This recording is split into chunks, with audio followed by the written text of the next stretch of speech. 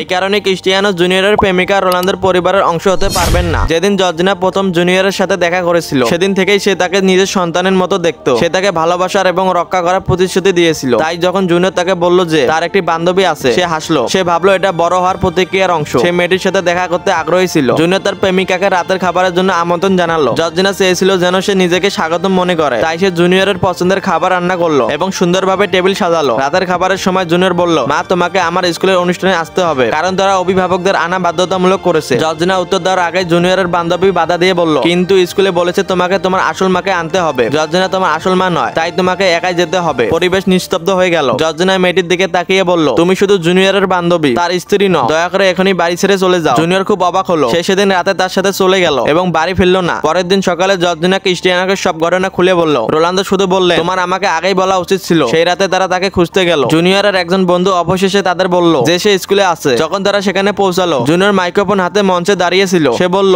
School আমাকে আমার সৎ মাকে এই অনুষ্ঠানে আনতে দিচ্ছে না, কিন্তু তিনি সবসময় আমার পাশে ছিলেন। তিনি আমার জন্মদিন পালন করেন, প্রতিটি ম্যাচে আমাকে সমর্থন করে এবং প্রতিদিন আমার পছন্দের খাবার রান্না করেন। এই কারণে আমি তাকে ছাড়া এখানে থাকবো না, আমি চলে যাচ্ছি। তারপর জুনিয়র সিঁড়ি বেয়ে নেমে জর্জিনাকে খুব শক্ত করে জড়িয়ে ধরলো এবং ফিসফিস করে বলল, মা আমি ওর সাথে সম্পর্ক ভেঙে দিয়েছি। যদি কোনো মেয়ে আমার পরিবারকে সম্মান না করে তাহলে সে আমার বান্ধবী হতে পারে না। জর্জিনা হাসি মুখে তাকালো। যদি আপনি মনে করেন জুনিয়র ঠিক কাজ করেছে তাহলে এই ভিডিওটি লাইক করুন।